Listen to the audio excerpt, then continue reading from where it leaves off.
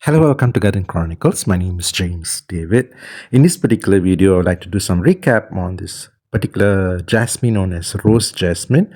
And it is one of the things, an addition to a little bit more of information that I'd like to add on this particular video from my first video. Do check out my first video concerning this. It is a little bit more of an introductory value, and this is a little bit more for your viewing pleasure. One of the things that I must say here is that unlike most common jasmine, this particular one seems to be quite hardy than the common jasmine.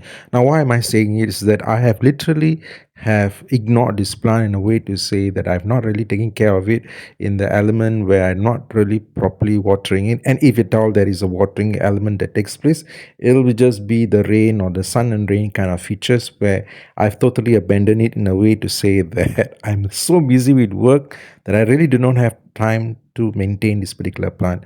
Occasionally, I do find that this particular rose jasmine seems to sprout out a lot of branches, and I find that it's quite leggy, and it does goes to my neighbor's compound, and then often I will prune hardy on this particular plant. And one of the things that I notice that when I do so, it somehow come back with a robust flower buds, and in a way to say that it does appears to be able to withstand heavy pruning and stress in this factor. And this is one of the things that I want to show to you in the condition where I have actually heavy pruned this plant and they actually come back in vengeance with flowers.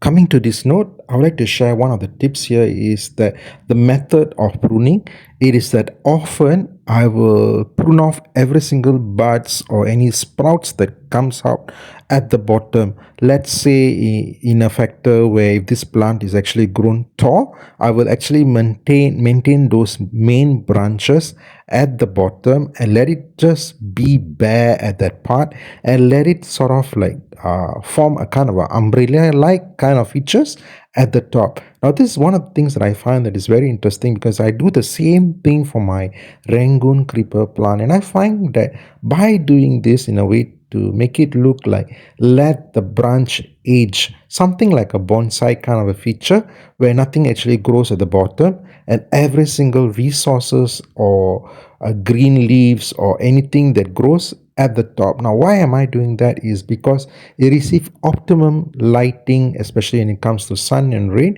In that formation, what happens that when I do that in that kind of category, it seems to be more healthy and stronger and more robust and able to handle pest problems in context to the ones that is commonly grown where it is very short and sort of like in most gardeners they will just trim off the whole plant in sort of like a knee length kind of plant in such a way to say that they are grown in a short kind of a setup. And here is actually in this setup is very much more that this particular plant is actually grown tall as high as my roof. Now, why am I doing this? Is because I find that by doing this, they seems to flower more in this condition. Another common practice that I found when grown jasmine is that normally these are actually planted on a potted plant, and in my style I've actually grown it on the ground, sort of like a planter box which I've set it. And also there are some other common jasmine that is growing together with it, and I find that somehow when these roots are actually growing together, it somehow make the plant more robust and more healthy. But of course this is my point of view, and of course do your own research on it. And one of the factors that I find that in comparison to growing jasmine as growing them in a pot versus growing them in ground, I find the plants that are actually growing on ground seems to be much more healthier and more stronger and able to bloom more in comparison to potted plants. So this is one of the things that I want to mention, that if you do have space where you can actually grow them on ground, do so in a way to say that the flowers and the blooms will be much more durable and healthy. But I'd say if you are actually tight with space and the garden space is very much more on a compound or balcony base, then one of the things that you can actually work with is actually using potted plants. But do make note that in the factor that deeper, taller pots carry more weight than flatter, shorter pots. And the other factor here is that they are heavy feeders. So when it comes to potted plants, feeding a regular fertilizer is important to maintain their flowering structure and the plant overall health. Another tip that I would like to share is feeding, especially the fertilizer. I often get these questions a lot on my friends, and even few people on the internet will ask me about this matter. And these are the things that I would like to share about it when it comes to organic fertilizer versus inorganic fertilizer. Now, one of the thing here about it is that, of course, it's actually more easy to determine. And one of the things that I actually practice here is that as long as it's not very expensive and it's easy to be able to maintain, and somehow it's not going to cost you an arm and a leg when it comes to fertilizer, I think go for it. And one of the things that I would actually advise, or when I say like give a kind of thought on it, is that best to go for organic fertilizer. Now again, there are some organic fertilizers that do cause harm in a way that certain times certain things is not really properly made, and so therefore it has a reverse effect. One of the things that I can say is that one of the best ones that actually you can use is cow dung. But again, when it comes to anything got to do with manure, and especially an indoor setting, it can has a reverse effect where the smell, and even if at all there's certain microbes that is not really properly cured, in a way that it can have dangerous side effects on even for human contact. So I would rather suggest that the best one is to go for the one that is actually treated properly. Do look for the ones that especially for blooms versus the one that is used for leaves. So do not use the one that actually used for leaves, especially like a chicken manure for a jasmine thing, because you're going to have more a lot of leaves instead of flowers. So I'll suggest it'll be good if you go for cow dung or goat dung kind of thing.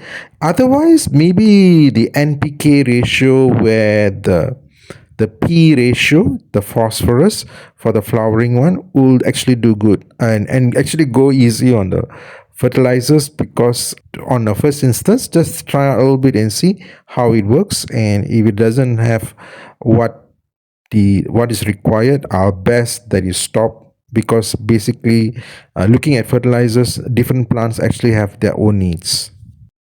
So when it comes to technicality on my side, normally I actually use rice washed water. Somehow I find that particular thing seems to work best, and it's actually literally free, because I do cook rice most of the times. And what I'll do here is that I'll just keep the rice washed water in a bucket for a few days, and I will actually top up fresh water, about half of it, and apply it once a week, or maybe 2 weeks once, whenever that's available. And that actually does well in this. And also sometimes I'll just drop in coffee fertilizer, which is also very good for this, and it's also known as humus.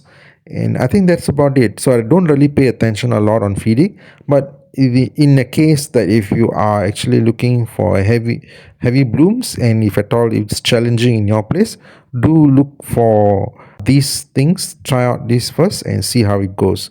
One other note of caution here is that I find that fertilizer do have a reverse effect, where if they are overfeed, the leaves do turn yellow and drop off. So these are the things that you have to watch out for, especially if these plants are potted plants. I want to make mention when it comes to propagation. If you notice this particular branch, you will see that there are an element of aerial roots forming on this branch. This is one of the quickest and fastest way to actually propagate, and especially when you see these baby roots coming out, you can actually trim off this branch and just poke it into potting media and just keep it in a shade, and the plant will actually regenerate into a new living plant. Otherwise, the conventional style of just getting a nice note, and you find that an element where it is not too mature, neither is too green, and just poke a kind of 4 or 5 leaf cutting into a potting mix, and they will actually sprout. Of course, the chances are more on a 50-50 base based on the condition, but in most cases these are actually robust plants and easy to form roots and easy for propagation. Another factor of technicality that I would like to mention is that when you come to know that the formation of the buds do not take place at the flower, and I noticed that sometimes the whole thing appears to be more like tiny mesh of green and sort of like a small thing appears to be like a sunflower, and that there's no petals appearing on it, and the whole thing turns out to be more like a green mesh kind of thing, more of a mutated version of flower petals, and sort of that the flower doesn't really form properly. This is actually a sign where the plant is not actually receiving enough fertilizer for the flower bloom. So this is one of the telltale signs where you need to use fertilizer for it, so therefore that the flowers will appear to be more in a full bloom appearance. And another factor that you can actually counter this is to prune the plants such a way that it'll focus a lot of its energy not on the leaves but on the flowers. Eventually, once the flower petals have made its full bloom, they do eventually turn faded and more on yellowed notes, and of course, they will dry up. So, the best time to actually harvest these flowers, if you want to, is during their full bloom, or even especially in the morning. And one of the things that I will normally do here is that if I'm able to take 2 or 3 flowers on this, the flower buds, and actually use it for a jasmine tea preparation. Here's a simple tutorial of how I actually do it. After harvesting these flowers, normally I'll just have a good wash, sort of like a rinse on these flowers, so that they are free from any insects that is might be sitting inside the flowers. Just a quick rinse, and after preparing the tea, I will just have a quick stir on it, and it's all, and let the fragrance sort of like permeate into the drink, and that's about it, a jasmine tea. Another factor is that if you do not have a jasmine plant growing in a place, you can actually purchase a dried version of the jasmine tea, which I find that it has a similar and almost equivalent value of the fragrance and the nutrients that comes with the jasmine tea. There are also another ones that alternative to jasmine tea are rose bud jasmine or rose bud flowers, which I find has almost similar fragrance when you make those kinds of tea. So of course there are many varieties of it, chamomile tea and few other things which I've not really ventured into it, but if you have a flavor to it and you enjoy those kind of teas, I would suggest you can actually more go on an experimental factor of enjoy those kind of flavors, and more on a journey of understanding and enjoying these teas in your comfort zone. Another note of caution is that some jasmine, if I'm not sure that the common name can be identified as jasmine, but in the other element that their scientific names may not be. And if you were to find that if there is some kind of sap or milk sap that is actually emitted or coming out from the flowers, do not consume it. It is one of the reasons that I want to mention to you here is that sometimes certain flowers are actually identified as jasmine may not be actually a jasmine plant. It could be a gardenia, or it even can be even plumera. And one of the things that I want to mention here is that mistakes can be made, and in most cases that consuming flowers which is not actually edible can be toxic and dangerous for health. So do in effect make your own research on it to find out exactly if you are actually having a right flower that can be consumed, because at certain times like even nightshade or even dangerous and poisonous flowers can appear to be almost similar, like same like something like mushrooms. So do make your own research and even check with certain botanists or anybody who's nearby there in the area who you could consider them as an expert before consuming these flowers as edibles. I've now come to the end of my video. If you have any questions, do put them in the comment below, and I'll try my best to answer as my ability as possible. I do appreciate if you can just click like, and if it's possible, do subscribe and comment in your matters, any things that you want to talk about concerning this particular plant. I hope you have a nice day and enjoy gardening. Thank you. Have a nice day. Bye.